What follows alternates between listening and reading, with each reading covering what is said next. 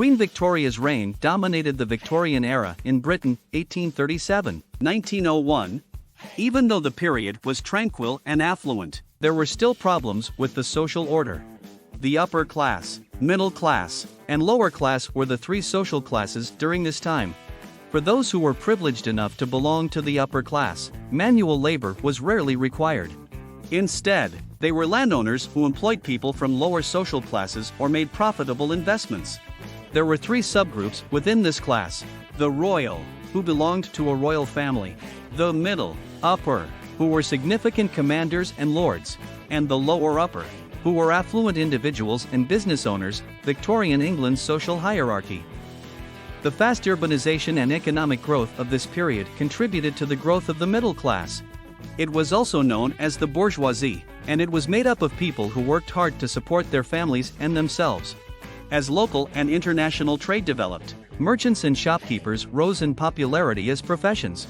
Due to the size of the new enterprises, including the government, banks, and railroads, more labor was required to ensure that the cities could run smoothly. Loftus, white-collar occupations have the potential to advance in the corporate hierarchy and receive higher pay.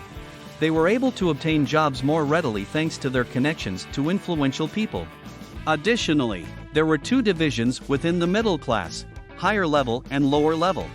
Typically, lower, middle class individuals worked for higher level individuals. Victorian England Social Hierarchy. The working class was made up of unskilled laborers who endured harsh and unhealthy working conditions. Victorian England Social Hierarchy. They lacked access to hygienic food and water, enough clothing, and education for their kids. They frequently had to walk to go where they wanted to go because they lived on the streets and were distant from any available jobs. Unfortunately, many workers turned to drink and drugs like opium to get through their struggles. Thomas. Those of the underclass was dependent on others for assistance and were defenseless. Donations were necessary for the impoverished and young orphans to live. Victorian England Social Hierarchy. Some women who lacked skills and were unable to find employment turned to prostitution to support their families.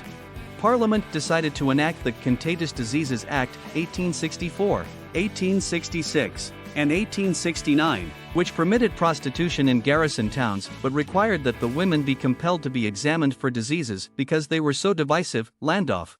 Not the women from harm, but the males from catching diseases, was the intention of the law. Among Victorian women who yearned for equitable treatment, this injustice sparked a powerful feminist movement. The Criminal Law Amendment Act, which raised the consent age and outlawed the use of brothels, was finally enacted by Parliament in 1885. Landolph. Child labor. An early baby boom during the Victorian era contributed to both a rise in population and the development of the industry. As England's culture developed, there was a larger need for both adult and child labor. Children took on arduous jobs as agricultural workers, domestic servants, chimney sweepers, and coal miners. As a result of the Industrial Revolution's construction of the railway, some kids were even made to play train workers. Find out more about industrialization in England at the impact of the railway on Victorian England. Early in the 1800s, child labor became a major problem since the upper class made little attempt to improve working conditions.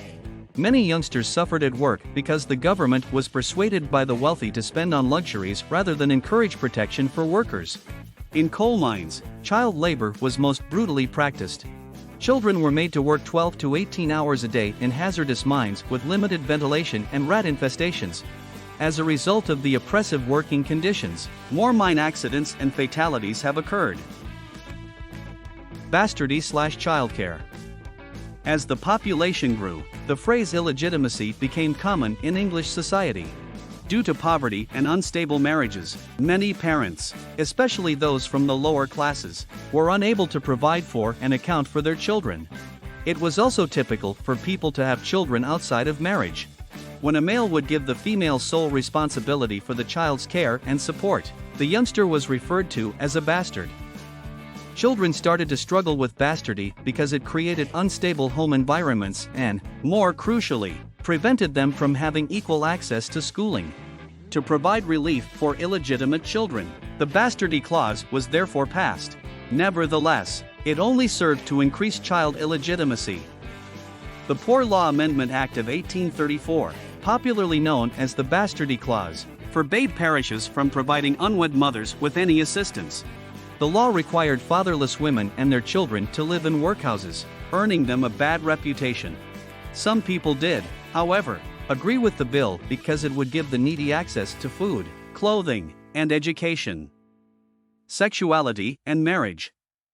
Women had to be careful not to appear overly invested in finding husbands lest it be assumed they had an excessive amount of sex drive. Women were designed to simply want marriage because it would enable them to have children, not for any sexual or emotional fulfillment. Women had no choice but to remain virgins until marriage, and they were frequently not even permitted to speak to men unless a married woman was present to chaperone them. To maintain the natural hierarchy between the sexes, girls often marry in their early to mid-20s to a husband who is roughly 5 years older than they are. A woman's rights and possessions no longer belonged to her after marriage. Her body, her possessions, and her money were all now her husband's property. Upper class women's roles. Due to the widespread perception that aristocratic and upper class women were weak, their responsibilities were restricted. The majority of the time, these women only had to supervise their variety of servants while they took care of the household duties. Accepting and returning visitors as well as planning dinner parties for their friends and family were daily responsibilities of upper-class ladies. These were times for women to demonstrate their domestic prowess and sense of style while also acting as status symbols for others. Working class/lower class women's roles. These women stood out from the upper class due to their lack of opportunity and education. The majority of women supported themselves by working as a cook, maids, or laundresses for more affluent women. Other women worked as waitresses, chambermaids, barmaids, and washerwomen. Mothers frequently paid other women, usually extremely elderly or very young, to watch their kids so they could go to work. Working women were forced to perform all household duties on their own because they could not afford to hire slaves. Because their families were not being properly cared for, this was cited as proof that women had no place in the workforce. Crime. By the beginning of the Victorian era, it was evident that something needed to be done about England's high crime rate. Violence emerged as a result of the Industrial Revolution's increasing stresses on society. Collective organization resulted from collective living, which aided in the expansion of social disorder, Bloy. Even though there was a clear need for the police force, a solution didn't start to emerge until Robert Peel supported the Metropolitan Police Act in 1829. The act gave rise to the Metropolitan Police, which has its headquarters in Scotland Yard. They were one of the first uniformed police units, taking over from militia and military personnel as the force responsible for maintaining peace in the Greater London area, although they had no jurisdiction in the City of London itself. The police had little power in the beginning, but during the next 40 years, their authority increased. Crime decreased as a result of the establishment and expansion of the police force. The punishments meted out appeared to be an adequate deterrent to criminal behavior. In addition to the introduction of psychiatry to the legal system, punishments included incarceration, whipping, and the death penalty. Experimental therapies included isolation, Bible study, and forced silence, Emsley. Others were deported to Australia to fulfill their prison terms, including Abel Magwitch from Charles Dickens's Great Expectations. Do you like this video? Give your response in our comments section below, and subscribe to our YouTube channel for future updates.